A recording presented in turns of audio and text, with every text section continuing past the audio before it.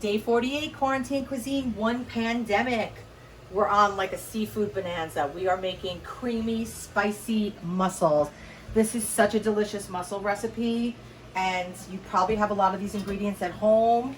We're gonna talk about the mussels and all the ingredients, but I wanna saute some onions first. This is gonna be the base of our sauce, so let's get that going. I have a really hot pot on the stove. It's been heating for about 15 minutes. You can get those onions in there right away. And on the hood. Okay, great. So we're basically making this delicious sauce, which is going to be the base for our mussels, okay? So we're adding some onions to start. Getting those really nice and soft and kind of caramelized. And we're going to add to that some cherry tomatoes. All right. Turn this down just a little bit. Okay. And remember when I told you sometimes you get these hot spots before you want them? I'm just going to add a little bit of stock and just mellow it out. Okay? No big deal. Okay. So this is going to be kind of like a Thai influenced sauce. It's going to have coconut milk and Coco Lopez, which is a cream of coconut sauce. So first we're going to add our spices. So we have some curry powder.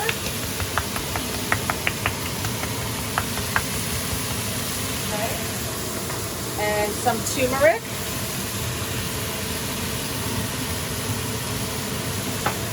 Some chili powder.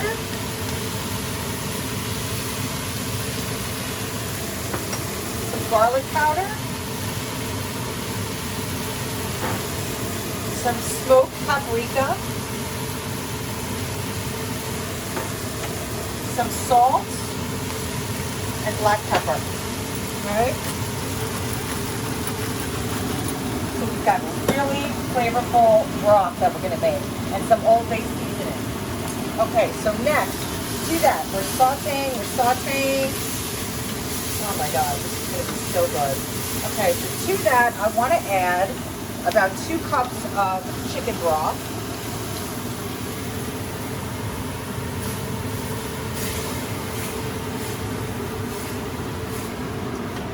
About 2 tablespoons of ponzu sauce. It's a really nice depth of flavor. A couple dashes of fish sauce for that umami flavor.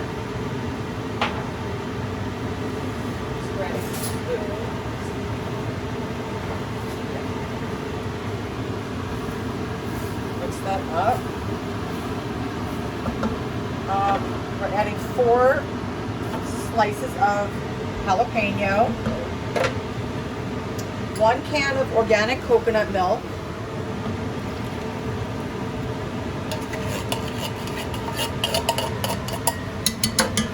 1 can of Coco Lopez. You can find this usually in the liquor section of your supermarket.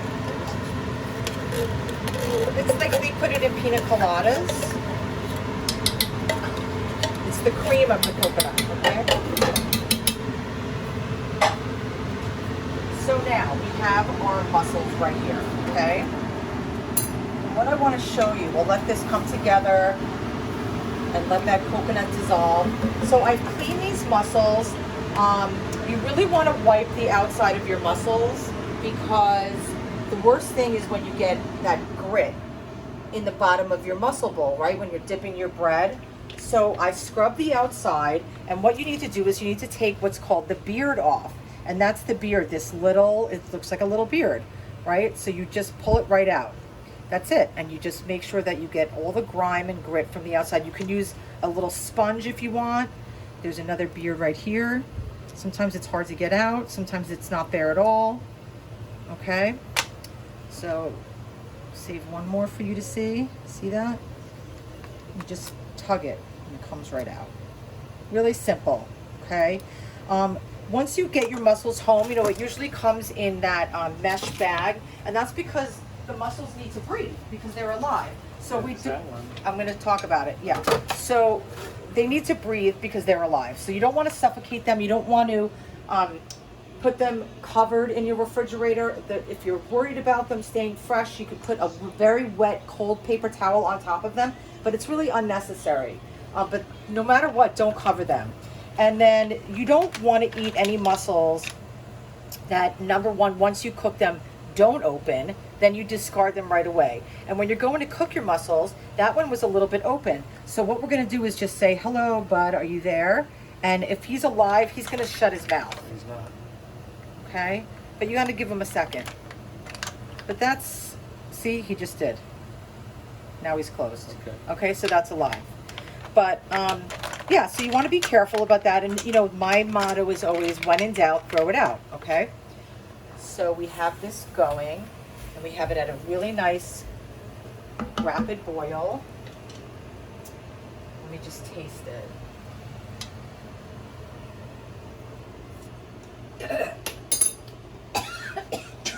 What does that mean? Spicy!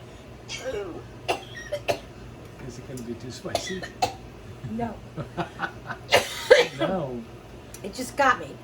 Okay. Okay, put a little bit more broth in. Some lime juice.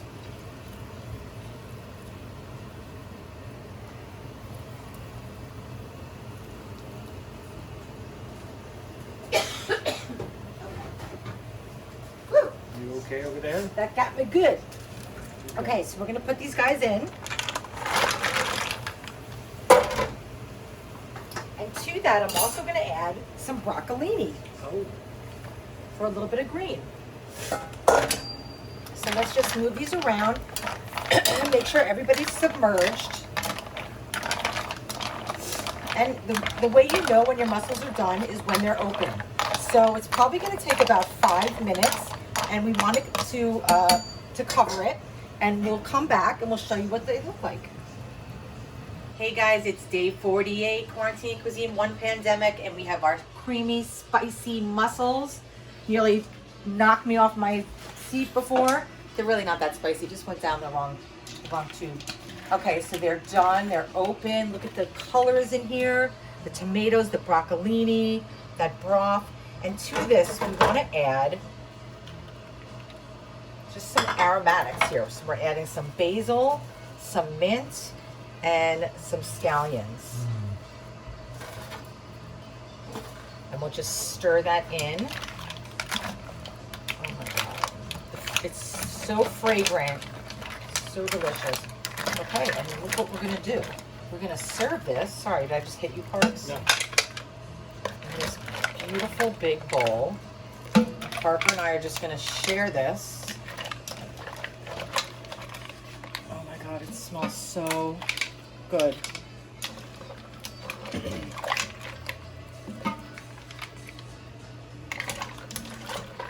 I'm not leaving anybody behind. Wow. They're all coming to the party.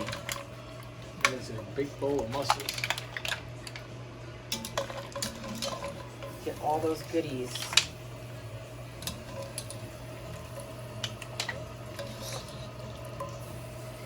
Any more mussels in the bottom there?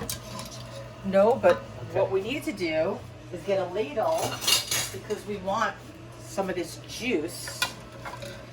Well, not just some, we want a lot of this juice because that's the gold.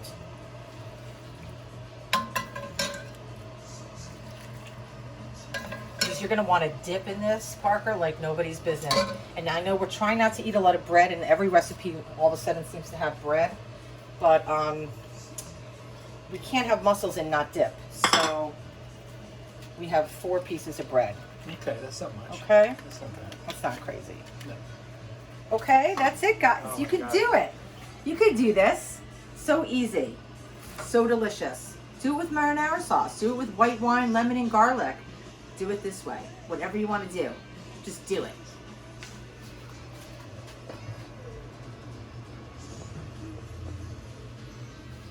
Hey guys, it's day 48, Quarantine Cuisine, One Pandemic. We're making short ribs. And 2 reasons. 1, these were clogging up my freezer And I'm so low on freezer space, I had to just defrost them and get them out so I could put other things in, like the seafood we just received the other day. And making a special appearance is the Beast. My La Crusade, my jumbo La Crusade. I don't even know how many quarts it is, but I love it. Look, I have La Crusade chills. Love it. And anyway, anyone want to buy me a present, just buy me large La Crusades. Okay, so we have our beautiful short ribs, and the first thing I want to do is pat them dry of any excess moisture. And this recipe takes a long time, and there's a lot of steps to it, but you know, I've done this before. I forget, maybe did I make short ribs already for you guys? I don't think so, but I don't know. Anyway, it takes a while, so it's going to be in parts, but you know, it's worth the time, it's worth the effort. I have my short ribs out at room temperature for over an hour already, because the coldness of the short ribs, when you put it into the pot, lowers the heat.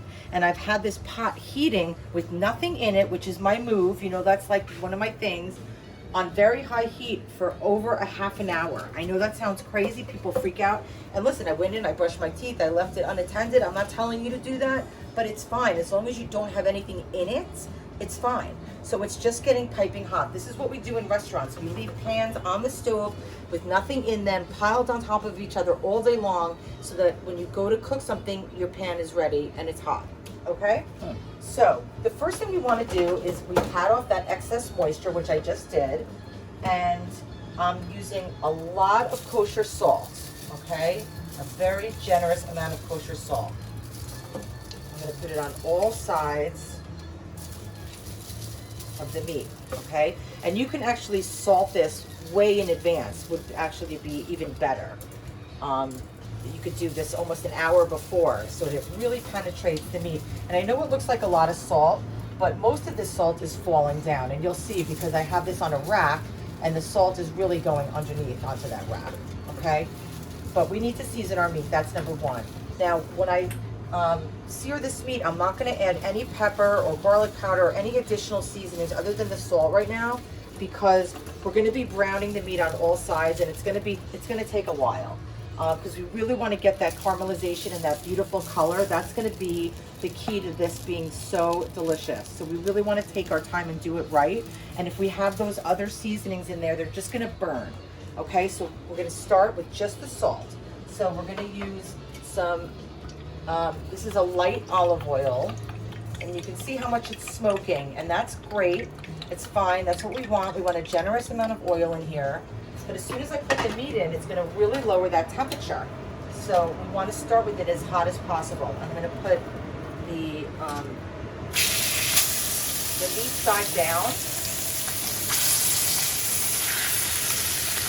and I'm using a gigantic pot because number one, we have, you know, quite a bit of pieces of short ribs, and they're very large, and we don't want to crowd our pan. So this just gives us a little bit of space, right? We're all social distancing right now, so this is short ribs social distancing. Huh? Who would have thought? Okay. So I don't want to bore you with this, so we're going to take a break. Basically, we're not going to touch the meat.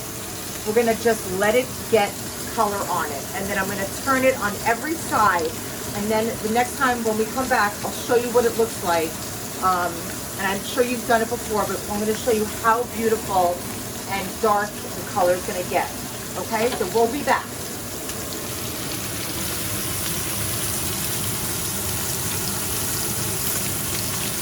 Hey guys, it's day 48 and we're social distancing while making short ribs. Look at those babies. This is part 2, short ribs, and we have our big Le Creuset Beast in the house making an appearance today. Hello. And we brown these on all sides, okay? We really, really made the effort. I didn't show it to you the whole process because you know how to brown food, right? And literally you just make the food brown. So we literally browned every side of every piece, and it took probably 20 minutes, but you got to do it. That's the best way to do it, and we're rendering a lot of that fat out by doing that in advance. I even do the bone side, okay? So we've done that, and then what I did was I spilled out the excess oil in here and a lot of that salt that was on the bottom that fell off of our short ribs. So I'm actually gonna take a little paper towel, and I want those bits, but I don't want all that excess salt kind of burning, so I'm just gonna use a little towel to get that out, okay? No big deal. Now, let's add some fresh oil in here, and we're going to basically deglaze this pan with our cut up vegetables. And I have 3 onions, I have 6 carrot sticks that I didn't even peel, I just washed and cut, and 4 stalks of celery. So we're gonna put all of that in.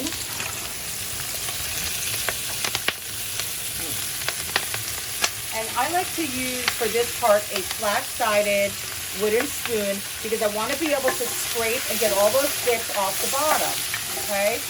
So this is our mirepoix, carrot, celery, and onion. It's the base for many sauces, many soups, okay? And if you don't like celery, leave it out. If you don't like carrots, leave it out. If you don't have it, leave it out. You can still make this dish.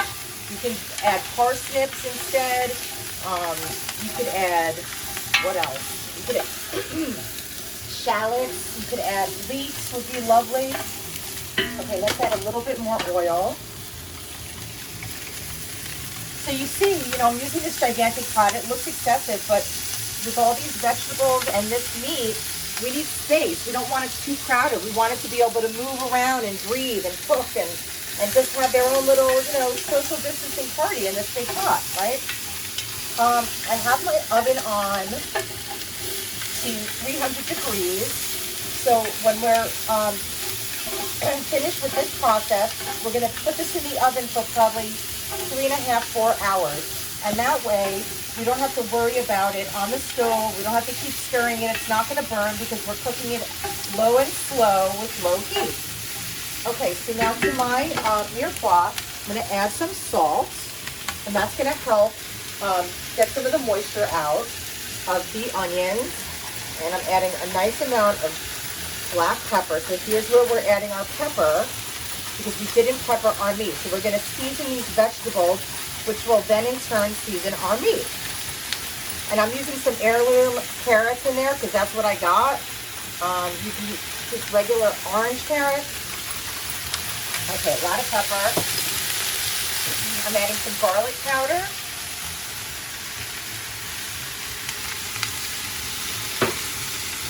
And I'm adding about 10 cloves of garlic that I smashed. I took the skin off and I smashed it so I could release the flavor, but I didn't chop it because I don't want it to burn.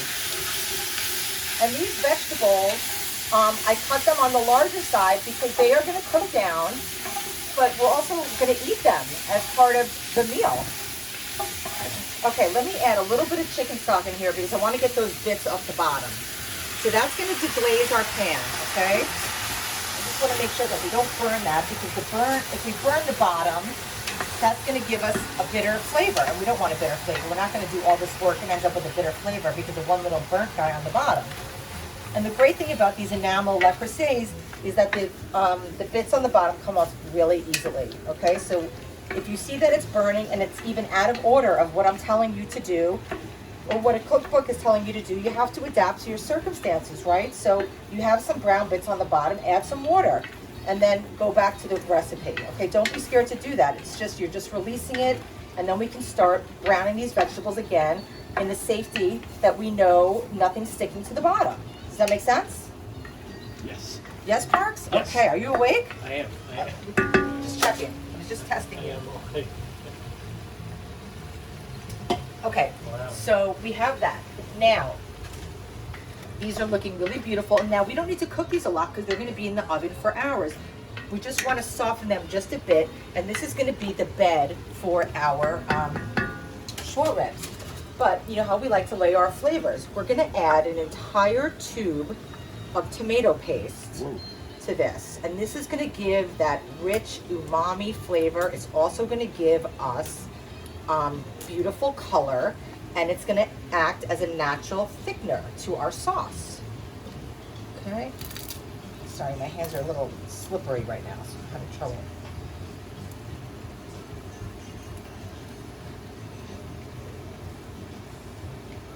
Okay. So we got all our tomato paste. Get it, squeeze it out with toothpaste. Okay, and then immediately what you want to do is move that tomato paste all around everything, get everything coated with it so that everyone's invited to this party, this little tomato paste party we got going right now. And the reason why we're doing that is because we want to cook the tomato paste out a little bit because it does have a little bit of a bitterness to it. And we always do this when we add tomato paste. I've told you about this many times. This isn't new news. But if you forgot, it's always good to just cook your tomato paste.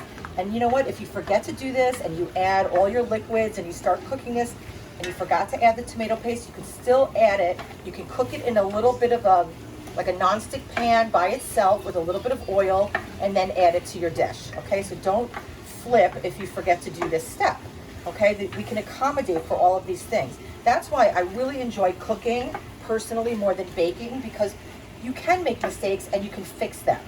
And sometimes they're happy mistakes, but when you're baking and you make mistakes, it's not as easy. So that kind of stresses me out. Okay, so that looks beautiful. Now what we want to do is we're going to add a half a bottle of red wine.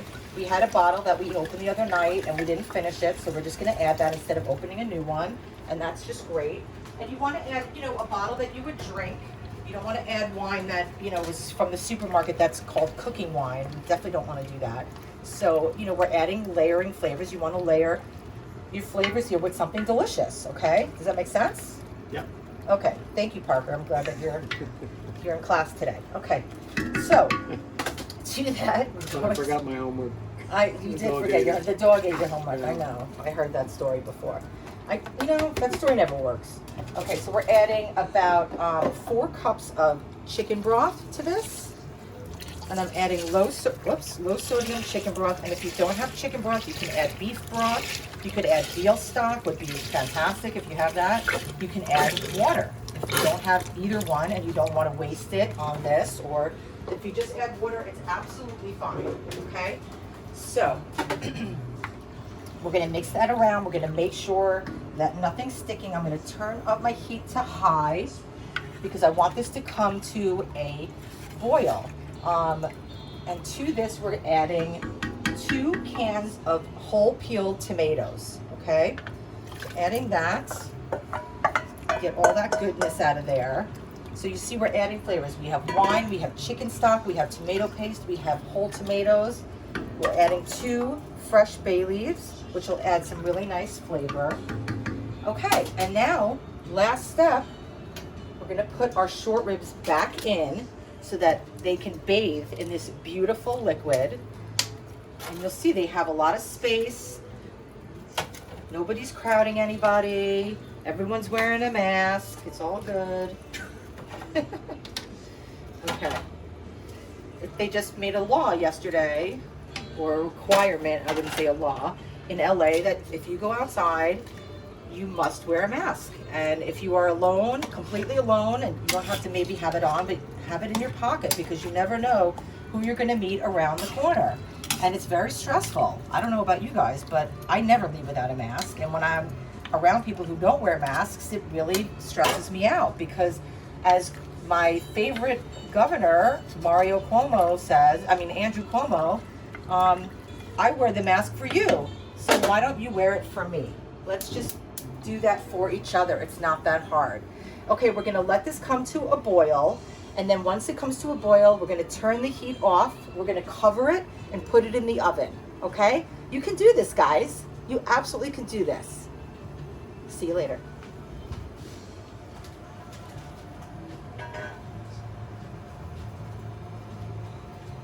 Hey guys, it's day 48, Quarantine Cuisine, Short Ribs Part 3. This is the reveal of our beast. Oh my God, our house smells so amazing right now. Look at that. Woo-hoo-wee. That pot is super hot, Parker, so be careful. I see you're getting very close. Look at this. Oh my God. Oh my God. Oh my God. So gorgeous, right? It's super tender. Look, just falling off the bone. Just falling right up into my mouth. So good. And then you see all the vegetables. They held up. They still have some nice integrity to them. So yeah, you can just eat this as is, right? We'll remove some of the large kind of globules of fat like that. We'll remove, but in between is all this tender, beautiful meat. And what I'm gonna do for you is, this is just our reveal, but what I generally do is I take all the meat out, I scoop all the veggies out with a slotted spoon, and then I take my immersion blender and I mix up all the liquid in here, and all that kind of fat incorporates into the sauce, into the tomatoes, and we'll leave a little bit of carrots and celery and onion, and it makes a great sauce. But what I'm not going to show you that because I've showed you that before, but what I am going to show you is we're going to pick some of this short rib and make, oh my God, that's so good. Make a little mixture, and we're going to make short rib ravioli. So that's what we're going to do with this. Okay? So stay tuned for that. It's coming up. Thanks for watching, guys. Look at that. Oh.